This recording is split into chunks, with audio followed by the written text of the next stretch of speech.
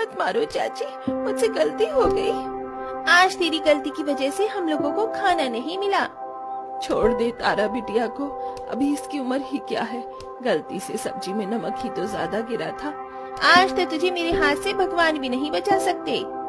Shashi gas stove चालू करती है और तारा का हाथ गैस पर रख देती है। चाची, मेरा हाथ जल रहा है, भगवान के लिए छोड़ दो चाची। अब जाकर आएगी तेरी अकल ठिकाने। बड़ा शौक है ना सब्जी में ज्यादा नमक डालने का। तारा को दर्द से तड़पता देख शशि उसका हाथ गैस पर से नहीं हटाती। 5 मिनट तक लगातार गैस पर हाथ रहने की वजह से तारा का हाथ पूरी तरह से जल जाता है, जिसके बाद शशि उसे जमीन पर धक्का देकर वहाँ से चली जाती है। भगवान सब देख रहा है, ये लोग जो कर रहे हैं ना, भगवान इन्हें कभी माफ नहीं करेगा। दामिनी तारा को उठाती है और कमरे में ले जाकर उसके हाथ पर दवाई लगाने लगती है। तारा के माता पिता यानी कि दामिनी के बड़े बेटे बहू की बहुत साल पहले ही एक कार एक्सीडेंट में मौत हो गई थी, जिसके चलते दामिनी ने ही अपनी पोती तारा को पाल पोस कर बड़ा किया था। लेकिन दामिनी के छोटे बेटे मोहन और पत्नी शशि ने दोनों दादी पोती का जीना हराम कर दिया था। हर दिन वो दोनों उन पर कोई न कोई अत्याचार करते रहते थे, लेकिन कोई दूसरा ठिकाना न होने की वजह से दोनों दादी पोती को मजबूरन वहीं रहना पड़ता है। अरे भैया, सही सही लगा लो सब्जी, रोज आपसे ही लेकर जाती हूँ।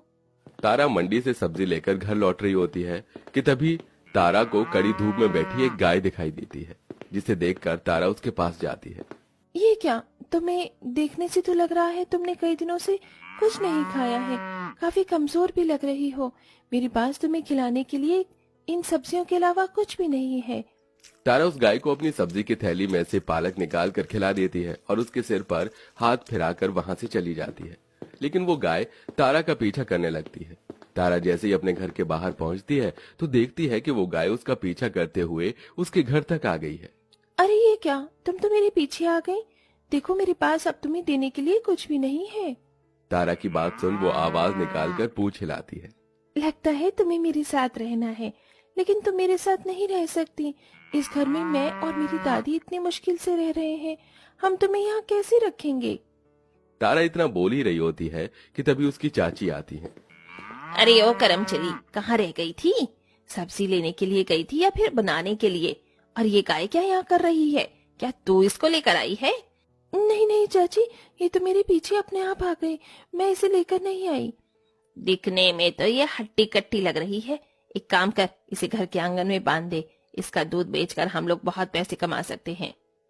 गाय को देखकर शशि के मन में दूध का लालच जाग जाता है, जिसके बाद तारा उस गाय को आंगन में बांध देती है और अब दामिनी और तारा मिलकर उस गाय का काफी अच्छे से ध्यान रखते हैं। उसे समय समय पर खाना खिलाना, उसकी साफ सफाई करना। तारा प्यार से उस गाय का नाम मोती रखती है। ऐसे कुछ वक्त गुजर जाता है और एक दिन, ये मेरे कंपनी के पैसे हैं, इन्हें संभाल के रखना, शाम को इसे मुझे दे देना, ठीक है? मोहन शशि को पैसे देकर वहां से चला जाता है, जिसके बाद उन दादी पोती को घर से बाहर निकालने का वक्त आ गया है। इतने सालों से हमारी छाती पर बैठकर हमारे पैसों की बहुत रोटियां तोड़ ली हैं इन्होंने, लेकिन अब और नहीं। शशि अपनी सास की अलमारी में उन पैसों को छुपा देती है, जिसके बाद मोहन शाम को जैसे ही पैसे मांगता है तो शशि पैसे चोरी का नाटक करती है। मैं कह रही हूँ वो पैसे जरूर उन दादी पोती ने चुराए हैं। मेरी मानिए, आप उनके कमरे की तलाशी लीजिए।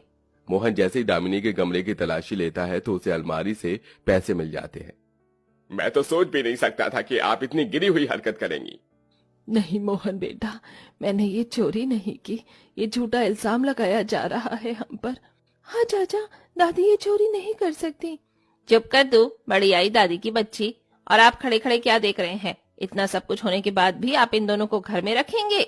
शशि मोहन मिलकर दामिनी और तारा को घर से बाहर निकाल देते हैं। दोनों दादी पोती मोहन शशि के सामने काफी गिड़गिड़ाते हैं, लेकिन वो उनकी एक नहीं सुनता और उनके मुंह पर घर का दरवाजा बंद कर देता है। जिसके बाद अब दादी पोती वहां से जाने लगती हैं। तभी खूंटे से बंधी उनकी गाय मोती जोर जोर से आवाज निकालती है। दादी, हम अपनी मोती को इन हैवानों के हवाले नहीं छोड़ सकते, हम अपनी मोती को साथ लेकर जाएंगे।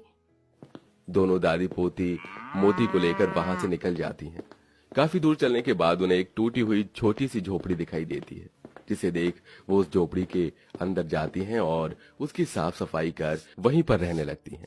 वहीं घर के बाहर वो मोती के रहने का भी इंतजाम कर देती हैं। ये देखो दादी, मैंने मिट्टी का चूल्हा बना दिया है।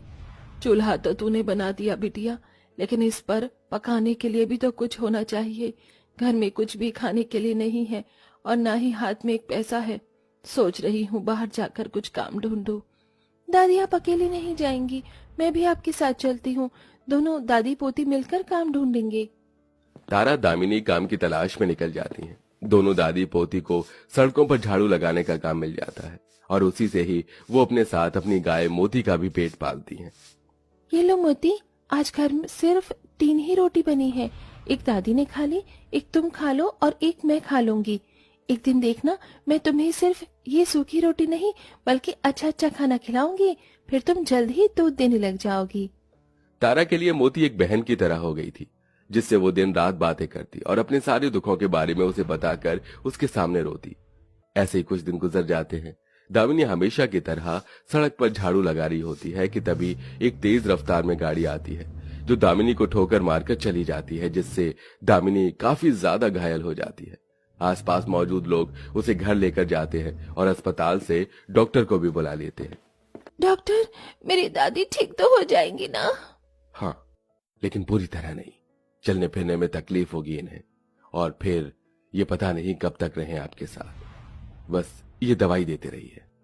डॉक्टर की बात सुन तारा अंदर से पूरी तरह से टूट जाती है और बाहर आंगन में आकर मोती के सामने रोने लगती है। अगर मोती, मेरी दादी को कुछ हुआ ना तो मैं भी मर जाऊंगी। इनके सिवा मेरा इस दुनिया में कौन है? भगवान मेरी दादी को ठीक कर दो, मुझे इसके अलावा आपसे और कुछ नहीं चाहिए। तारा रोती रोती वहीं अपनी गाय के पास ही सो जाती है, जिसके बाद अगले दिन होते ही तारा की जैसे ही आंख खुलती है तो वो देखती है कि उसकी गाय ने जो गोबर दिया है वो पीले रंग का है, जिसे देखकर मोती ने पीले रंग का गोबर क्यों किया है? कहीं इसकी तबीयत तो खराब नहीं हो गई? तारा काफी डर जाती है और जल्दी से यह सारी बात जाकर दामिनी को बताती है, जिसके बाद दामिनी बड़ी मुश्किल से बाहर आती है और देखती है कि तारा बिटिया, जरा गोबर उठा कर दे मेरे हाथ में। अरे तारा, ये गोबर पीले रंग का नहीं बल्कि सोने का गोबर है। सोने का गोबर? लेकिन दादी, हमारी मोती सोने का गोबर कैसे कर सकती है? तारा और दामिनी कुछ समझ पाते इससे पहले ही। तारा, दामिनी, हैरान मत हो, मैं एक जादुई गाय हूँ, इसीलिए मेरा गोबर सोने का है।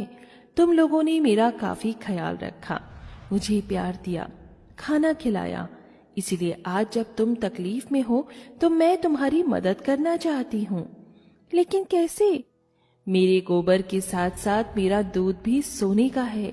तुम इन दोनों की मदद से अपनी किस्मत बदल सकते हो। और हाँ, याद रहे, जब भी कोई बीमार या घायल इंसान मेरा सोने का दूध पिएगा तो उसकी सारी तकलीफ दूर हो जाएगी।